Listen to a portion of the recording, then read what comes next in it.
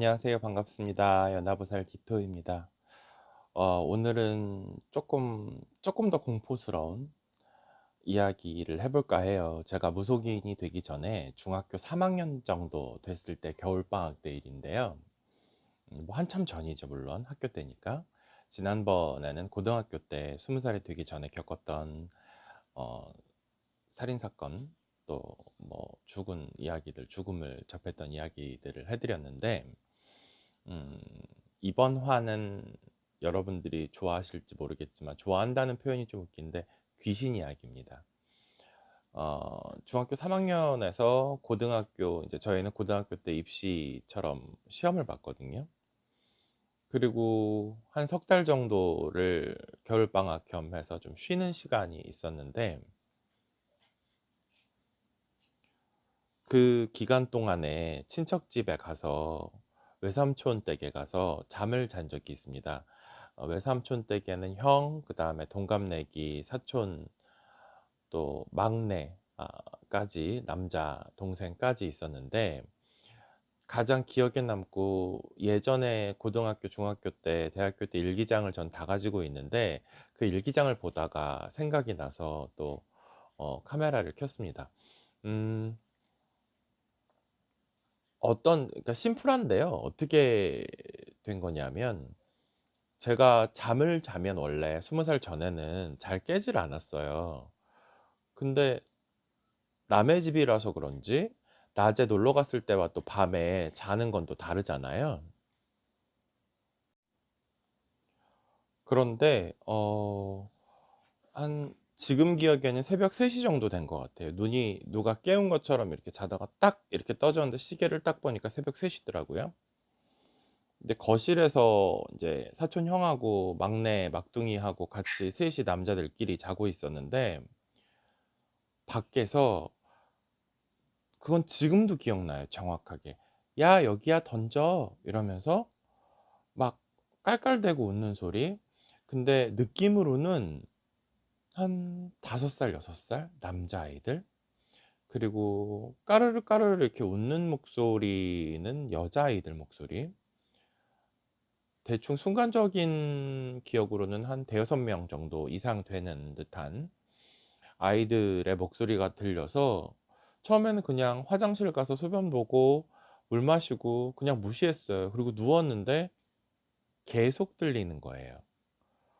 한 2분가량. 그래서, 근데 순간적으로 멍하고 있다가 생각해 보니까, 새벽 3시에 공놀이를 해? 어린아이들이?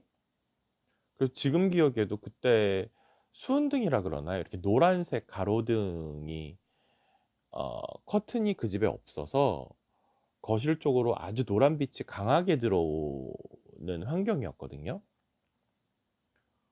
그래서 이상해서 나가보고 싶어서 거실 쪽에서 이제 발코니 쪽으로 갔습니다. 가서 계속 들렸어요. 근데 한겨울이었는데 창문을 탁 여니까 TV 스위치를 끈 것처럼 아주 조용해지는 거예요. 그래서 '아, 내가 잘못 들었나? 아, 잠이 덜 깼나? 왜 이러지?' 그리고 가장 공포스러웠던 순간은 그때인데, 문을 딱 닫고 딱 뒤돌아섰는데 똑같은 소리가 또 들리는 거예요. 근데 보통 그러면 귀신이라거나 그런 걸 믿지 않고 연상이 안 되더라도 그냥 이제 말아 버리잖아요. 근데 저는 지금도 그런 기질이 있는데, 무서우면 더 파헤치는 기질이 쪼끔 있긴 있거든요. 어 다시 창문을 열었어요, 뒤돌아서. 근데 또 안 들리고, 창문을 딱 닫고 딱 뒤돌아서니까 또 들리는 거예요. 근데 보통 그럴 경우에는 굉장히 공포스러워하고 무서워서 뭐 다른 가족들을 깨운다거나 친척 형을 깨운다거나 그래야 되는데, 좀 웃긴 얘기인데 그냥 잤어요. '아, 귀신이구나.' 이러고 그냥 잤어요. 자고 나서 그다음 날 아침을 먹을 때, 참 희한하네요. 내가 기억력이 이렇게 좋았나? 아침 메뉴까지 생각나네요. 매운탕을 끓여 주셨는데 먹으면서 그 얘기를 했어요. 근데 친척 형하고 외숙모가 이렇게 놀라시는 것 같은 느낌을 받고 그냥 말하는데, 그날 저녁에 전화가 와서 뭐라 그러시냐면, 거기가 쪼끔 외곽 쪽으로 빠지는 도로가 있는 동네였어요, 시내에서. 그런데 논밭도 있고. 그런데 음 거기서 2년 전에 그 아파트 빌라였는데, 작은 빌라였는데, 그 앞이 굉장히 공사 차량이라 그러죠. 뭐 몇 톤, 뭐 10 톤짜리 덤프 트럭 이런 것들이, 레미콘 트럭 이런 게 좀 많이 지나다녔대요. 거기서 전복 사고가 있었는데, 유치원, 유아원 그 버스 있잖아요. 그게 전복이 돼서 그 아이들이 다 죽었다 그러더라고요. 그러고 나서 저희 친척분들은 들은 적은 없으신데, 그 빌라에 사는 몇몇 분들이 그 똑같은 소리를 들은 적이 있다고 해서 조금 많이 뜨악하고 놀랐던 기억이 있는데, 그러고 나서는 뭐 무속인이 되고 나서는 많이 봤죠. 정말 많이 봤죠. 그런데 좀 의외의 장소에서 본 얘기를 하나 더 해 드릴게요. 어 뭐 지명을 얘기해도 워낙 넓기 때문에 경기도는 이제 가평 쪽에 해도 될 것 같은데, 가평 쪽에 기도를 갔습니다. 저희 아시는 무속인 분들하고 저까지 4 명이서, 여자분 2 분하고 남자분 하나, 저 이렇게. 근데 한밤중에 공교롭게도 한 밤 12시 정도에 도착하게 갔어요, 산기도를. 그런데 보통 산에 올라갈 때나 내려올 때는 몸이 위아래로 이렇게 움직일 수밖에 없잖아요. 언덕길을 오르거나 내릴 때는 걸음걸이가, 몸의 이동이 이렇게 될 수밖에 없잖아요. 근데 제가 좀 산을 많이 못 타는 편이에요. 체격은 큰데 뭐 188에 90 킬로가 넘으니까. 그런데 그렇게 체력이 좋지도 않을 뿐더러 운동 부족이겠죠, 물론 현실적으로는. 산에 가면 그 기운을 느끼는데 어렸을 때부터 쪼끔 눌리는 듯한, 많이 힘든 느낌을 많이 받았었거든요. 그래서 사실은 바다 쪽은 자주 가는데 이제 산기도는 잘 안 가는 편이긴 한데, 공교롭게 그날은 한 3-4년 정도 된 일인데, 어 뭐 어떤 의뢰를 받아서 기도를 하러 갔어요, 일단. 갔는데 뭐가 좀 의외의 장소였냐면, 이제 플래시를 비추고 가기 때문에 다 전체가 다 보이지 않고 천천히 갈 수밖에 없잖아요.